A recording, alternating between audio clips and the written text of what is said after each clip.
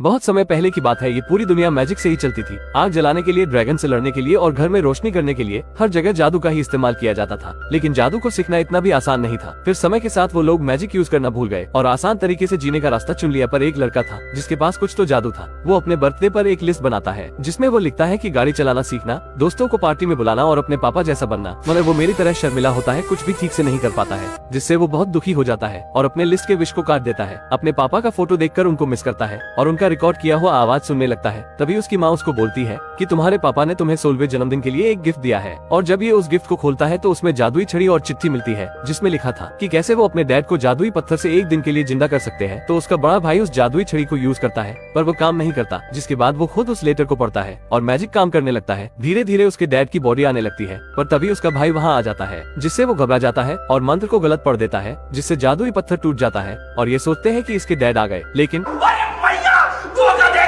इनके डैड का आधा ही शरीर आ पाता है। तो बार्ली कहता है पैसा बर्बाद। तो इसका भाई बताता है मुझे पता है ये स्टोन कहाँ मिलेगा और एक कार्ड दिखाता है जिस पर मेंटिको लिखा था और ये धूम मचाले करते हुए स्टोन लेने निकल जाते हैं। ये मेंटिकोर के पास पहुँच जाते हैं। ये आधी बिच्छू और आधी ड्रैगन थी। बार्ली इससे फिनिक्स स्टोन का पता पूछता है तो ये इनको एक मैप देती है और फिर पता नहीं कौन से सस्ते नमक के नशे करती है कि अपने रेस्टोरेंट को ही आग लगा देती है। तो ये दोनों भाई अपने आधे बाप को उठाकर बड़ी मुश्किल से बाहर निकलते हैं और गाड़ी लेकर 9-2-11 हो जाते हैं। मगर इनके जाते ही इनकी माँ भी वहाँ आ जाती है और मेंटिकोर से अपने बेटों के बारे में पूछती है। तो ये बताती है कि वो दोनों फीनिक्स पत्थर को ढूंढने गए हैं और मुझे पता है अब वो कहाँ होंगे। तो ये मेंटिकोर को कार में डालकर रफू चक्कर हो जाती है। लेकिन पुलिस वाला ये मेंटिको से उसकी तलवार के बारे में पूछती है तो वो बताती है कि मैंने वो तो दारू में उड़ा दी। वाह दीदी, वाह दीदी।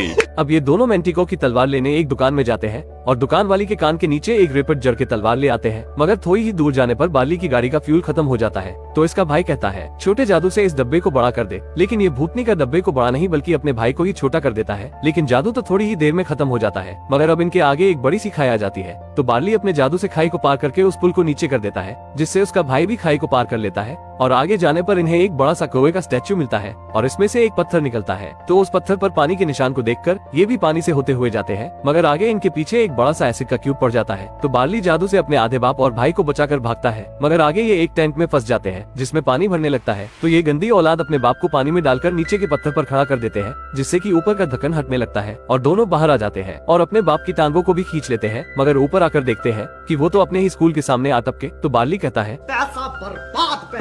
क्योंकि इतनी मथापची करने से कुछ नहीं हुआ और निराश होकर वहाँ से चला जाता है। मगर इसका चमन चंपू भाई देर शेयाना बनता है और ये उस फिनिक्स पत्थर की तलाश में पुराने झरने के ऊपर चढ़ जाता है और देखता है कि वहाँ भी उसके पत्थर के जैसा ही निशान बना हुआ है। पर नीचे से पुलिस वाले कहते हैं चला जा भूतनी के। लेकिन ये फिर भी अपने पत्थर को उस निशान में लगाता है तो उससे एक जादुई पत्थर बाहर आता है। मगर जैसे ही ये इस पत्थर को उठाता है तो इसके साथ ही एक राक्षस भी उस शहर में आ जाता है और लड़के के हाथ में जादुई पत्थर को देख के कहता है तो गया बेटे, और उन पर आग से हमला करने लगता है कि तभी उसकी मम्मी मारती है सुपर हीरो लैंडिंग और राक्षस की खटिया खड़ी कर देती है। मगर राक्षस तो एक चमाट में ही इनकी हवा टाइट कर देता है और बार्ली भी जादुई पत्थर से अपने बाप को जिंदा करने लगता है कि राक्षस भी तेजी से उनकी ओर आने लगता है। तो बार्ली अपने भाई को अपने पापा के पास छोड़कर खुद उस राक्षस से लड़ने लगता है। तो राक्षस भी कहता है चला जा भूतनी के, जिससे बार्ली नीचे गिर जाता है और उसकी जादुई छड़ी भी समुद्र में गिर जाती है। फिर ये राक्षस दोबारा उस जादुई पत्थर की ओर जाने लगता है। तो बार्ली देखता है कि उसके हाथ पर जादुई छड़ी का एक छोटा सा तिनका है। तो ये उस तिनके से अपनी छड़ी बना लेता है और इधर से उसकी माँ भी तलवार को फेंक देती है। तो ये जादू से अपनी माँ की तलवार को उस राक्षस के आर पार कर देता है,